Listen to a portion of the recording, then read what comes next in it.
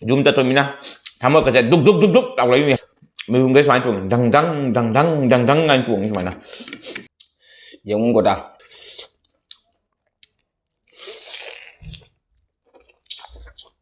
Let's go baby, look at Hai mayam kita mata kasih no papi tuang pudung lak sedeng kasih kari mathen sana itu mayam yang tapi na segi mathen kita makai segi kamu jare ko asige yen thong le jare yen thong mai sige le jare asige leg piece lokon tam jare leg piece oin thong ngasi di phaiba ka chobo maga leg piece maga thong jare mayam na leg piece sabiro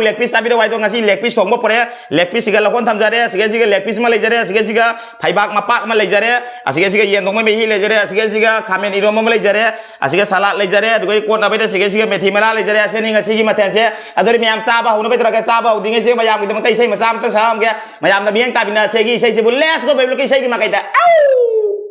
ngasi gi sei se dia gi nupi de na di diga tora saksara ke ngasi gi sei se di aina yum chalam da gi last mu bang soi jare yum chalani ngasi nungthin gi pung mangara yum chatoi mi do na yum chati mang ngasi ayung hindoi na mu bang hu tau jare o so lang e jam na ngasi gi sei se gi nupi de na di diga tora saksara ke adori mayam tapi na segi sei se phajai dia to mayam na comment dai bira mu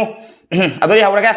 Ujaba panglani ngasidi, ujaba panglani ngasidi. Sana bimage ning tibi mai thong dong, sana bimage ning tibi mai thong dong. Tajaba panglani na pachina, nungsi bimagi oina wahai do. Ujaba panglani ngasidi, ujaba panglani ngasidi. Sana bimage ning tibi mai thong dong, sana magi ning TV mai thong do tajaba phanglani na pachina nungsi bimagi oina wahai do nungsi bimagi oina wahai do amoi nung da pudu na lakliba mabu nungsi bagi wahai singse tamlurani pumna magi chelsina warau saubi thamoi do thamoi nung da pudu na lakliba mabu nungsi bagi wahai singse tamlurani pumna magi silsina warau saubi thamoi duda ujaba phanglani ngasidi ujaba phanglani ngasidi sana bimagi ning tibi mai thong do sana bimagi ning tibi mai thong do ujaba phanglani ngasidi ujaba phanglani ngasidi Aduh ini sabah udah betul lagi let's go baby kit ya utap jare ke khuti ham ne ham laksana me kam sabah ekam hong jare ko theng ai ta ngasi sakka da nu minne yum jatoi mina to na isu mathen ma koi jam tawdre salat tawre yen thonge to mai to cha sara ke yen sige han jare ke yen lai yen mahi jong hauroi dre jong du yen mahi du alu ka yaw de koi gi yen thong ba sai anamba alu yawan de yen thong ba da mayam na leg piece sabiro yen phaibak sabiro wai do ngasi du mayam kita yen phaibak leg piece loi le jare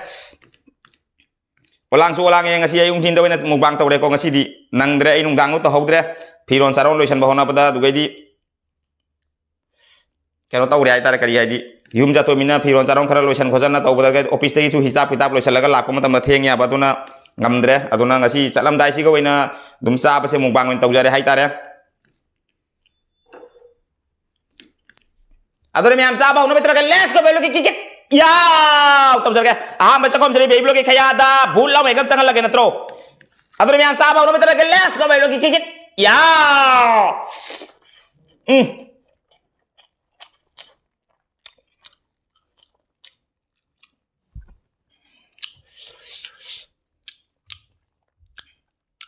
sak loi pa ebo lek pis sedu yang goda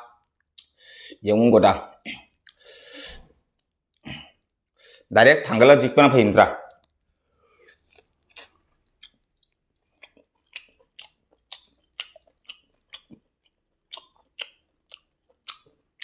how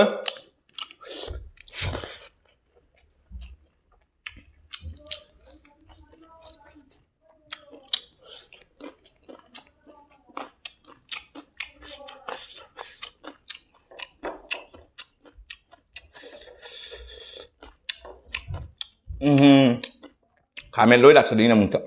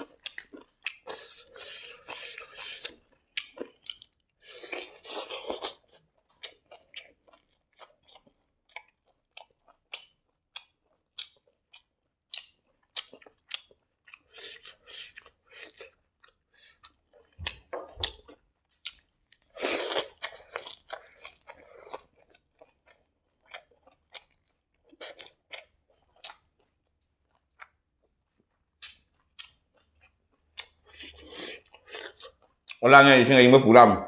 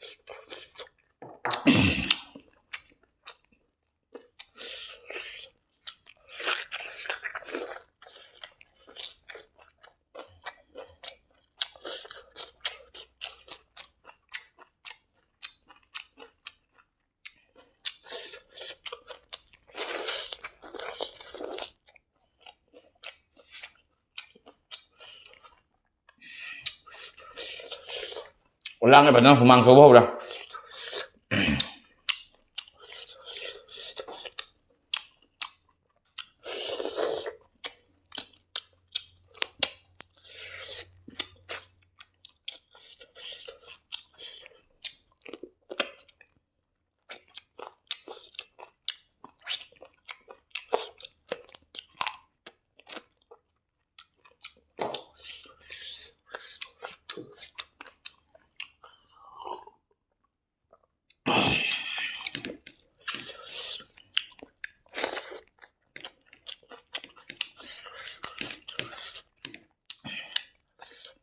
Jom jalan masuk enggak. Kamu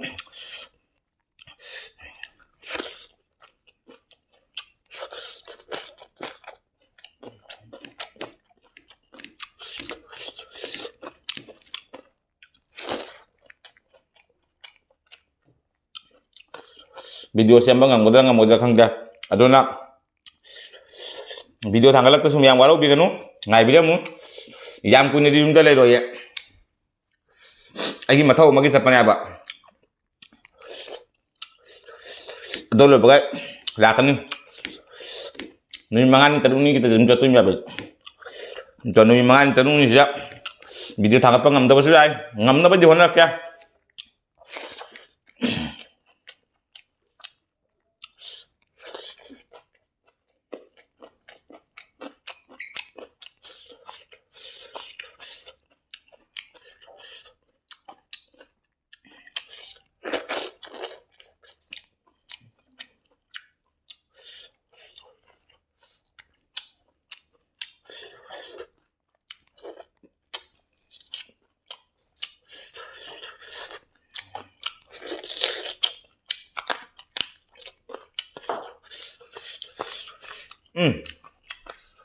Mang nó sầu ra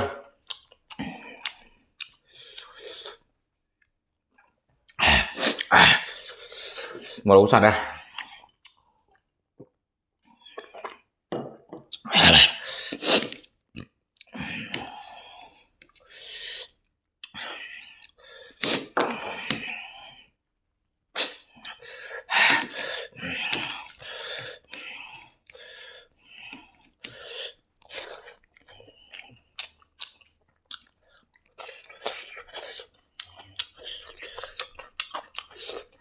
hảo đấy, cảm ơn yêu mà sử dụng mây đã lâu đây rồi mình học rất đây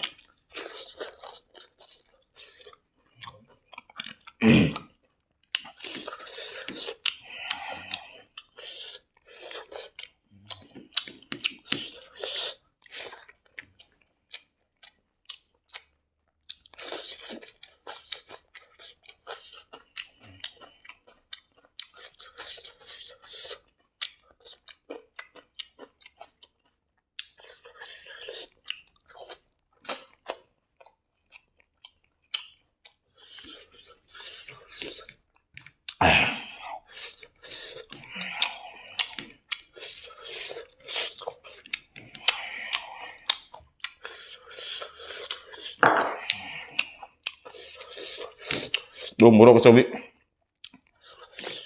simla miss kayak tuh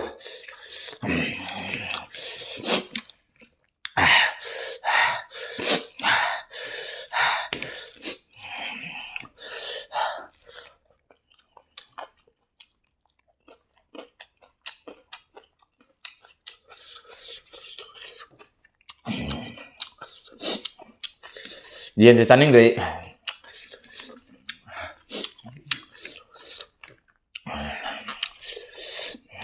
sangat sih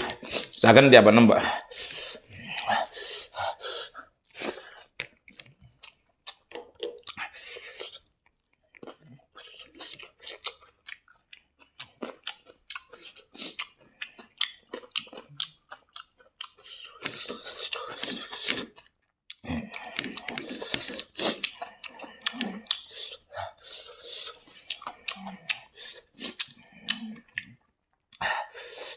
Jum jatuh mina sasan baju jadre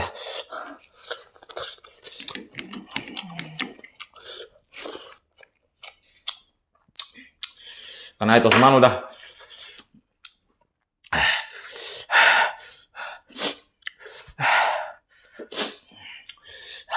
Agi matau tambah mi kira mazau di video dah matau wai di sab saban kopi tau ba adung bodo tau binu aina hajaning badi kelem chani noi mina thi ngang kan yeng udah ngangoi noi ngang kan ni adona tau bi kenu adung ngaka agi matau tamnya na video tam bodo di adu akai pelai tiaba direct aina tau di bai loina tau na kopi tau bodo di nasana sai tungda problem lakang Macam coba tak, migi kopi tau itu.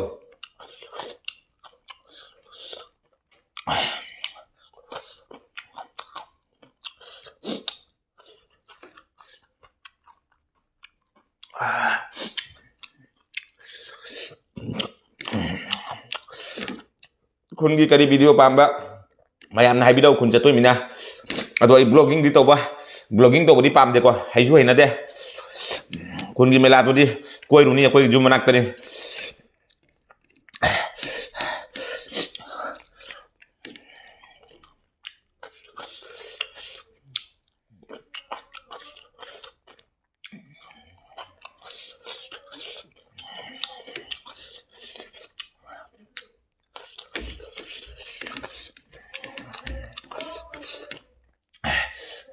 mayam na waro biganu jum chat matam dai na tabak chin nami gi video jang ta su waro biganu jang ko iro nami mangan ni tadung tani adugi matung dagi mayam gi luna mayam gi seba tawon lak tani dum marak ko sang soi ju ai soi na gi video sema kan thanglang da honan ya ba ngam da ba to ho su mayam na ngai bida mu ai jum da tabak chin ya ba achin ba magi ai tabak amagi chat pan ya ba adona sang da mi gi video jeng ba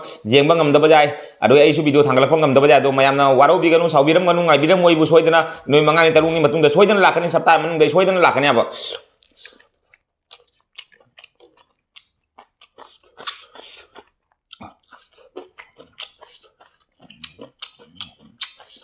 try dito ka jum talaga video suyam bagi galay kan nya angang sing lay manina makon jam thok kanya ba nun la jenge do semak na ba ngam do ba na kya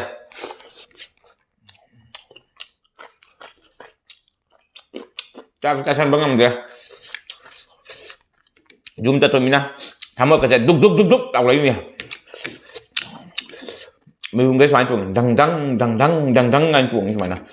nhung cho tôi mình nè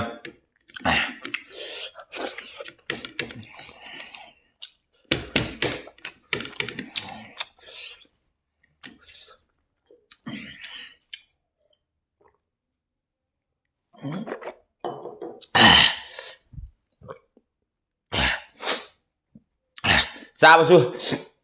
lôi đi cái nó đi riêng chỉ trang cầm đấy tu ai goda mà chết mà leo đấy tu à rồi cái gì phải bác cái side gì mà leo đấy à chị anh đi xem mà đi chặt thuốc đấy tu à chị lui sang cái đấy tu salad cái mà leo đấy yên đông mà lôi đấy kami yêu mà khá là bạo đấy à chị đi adori miyam sa apa sulu abuna mata kita video lo sana betul kayak video yang mana ada di like share komen toba kau bikin channel sih dan nongol sang paisi nafsin lekan channel sih bu subscribe tahu mata mata biar lakukan ketreng lau nih kau bikin adoi di suami menata yang lagi nawa video tang apa uding keteng ini kena adoi kita mata channel subscribe tahu mata biar lakukan ketreng lau nih kau bikin hande yang jadi bayi sister brother miyam buat nggak lekan baby belum katakan tadi mayam nungsi video lagi video sih bu sar lau nang kerja ciata video asyik hari kami amde kaina bayar tanggal jera kayak ngasih di baby belum katakan next video orang pengasih ngasih di bye bye ain hajin nggak ain ngasih lan bakar pam deh kayak nadi missing sih nadi cap mana ba kopi tahu lagi apa ain tahu isu mana ain sabal orang adoni miyam sada kayak sabal orang benar adoni tanya ain kau lang tuh ain adoni miyam seskat tuh cuma kadang kan final option tuh atau mana mina tahu bujang dari apa ain mamang kayak intro tahu re ain isai saya ain ado tahu re ain ada tahu re cap mana itu di kali ID सब माना coffee रो तौरबनिना तल्ले issue video सेमनिंग interest लेतरे तो ना तमीबा missing दो आई नादी नों fado तमगा तोथोक PU नुंती के तौगनु तुंगदा सोम सोम की चैनल ले प्रॉब्लम लाकनी प्रॉब्लम ला मतुंगदा मखोंग पाइना खोरमसु कप्पसु कैसुम काना फंगोय असोय बलंबी तौबिगनु आई नाजनिंग बाइबु नों फादो मी ब्लॉग तौनारी मी आगी मे तौ तमु कैसुम मकाइबा लेते ए बे ब्लॉग समाइ साइ समाइ मतौ तमजरम के हाइजर मगा तमबिउ कैसुम मकाइबा लेते नुमित खुदिंगी आगी कॉफी तौ बाइदोदी असोय बनी अदोना सोम सोम की चैनल ले सोयरकनी सोयरकपन मतमदुदा कपना खोना लाउदना ये दो तौरे आइसु कैसुम काना फंगोय सोयगिबदो इसाना सोयरिमी अदोना सोयद्रिङैदा जिक सोयना चलिबा खोंदो कांदोपिउ अदोनी हाइबिरिबा मयामदा इन हाइजनिंग बाइबु मयामदा अदो हाइना सिंगना मयामदा इन हाइजबा वारी नतेको अदुम आगी नुंगाइतबा अमा दोइना मयाम फोंदोकपियो आनी आबा अदोना इ ngasi लांग्रबनि भिडियो रे जामना नत्रा देसु हाइबा ngami अदोनी मयाम चाबा लोबना अदोनी मयाम ता अदो माइ तौबा ngami आबा इसु अदो तौदी गैनो ngasi तपथाना ngang ना दो तपना इंगना ngange तपना ngang परजेंगे मामु marak marak tam yang tahu kan yesu kayak am kopi tahu deno tahu roba dana liatin dah pama saksa kau matang lah kan ina adu di nang ngambar yang apa adu mi matang dah video lo sana betul kayak ngasi di baby blog kecil kayak next video orang pengasi cato minai pero caro lo sang kocan tahu rugi tu kayak dia kalau tadi si kuli kerang pengdo kotong loin tamam do minai tanda lagi bani loin lo salah tamam do mi adu cato minai nungting di pung mangada cato minai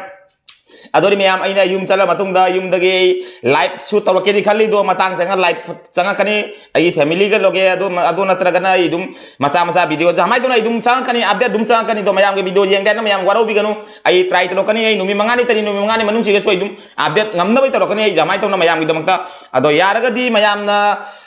kari hai do ba mayam chu request to kani family ga loge live umtang lawai na swai gi live to kani family ga loge do lang khot pa lai ra ga di yar oi do boy di to oi do ya ga do boy di to kani na live ama torokani agi family oina live torokani do matung da ina mukbang tu hap na bai honor kya bai do angang hina jam lang bani na yum da angang lei ta chawi angang lei agi angang lei bani na angang ani hum lei aba adu ai di lai kai du sum yam lei bani na do na lang kon tau bani na khatang nungai do matau mante do su du mai try torokani soi dan torokani mayam gi damak tai na adu mayam matang da video lo cherme torokani yam nang kon lai kar da yam video sang ai su yum chato mina do mayam bye bye nui mangai tarun matun na kon phangna si bye bye nung ti gi dia te tau do ma hana ni he be blog ni he kit ni he bye bye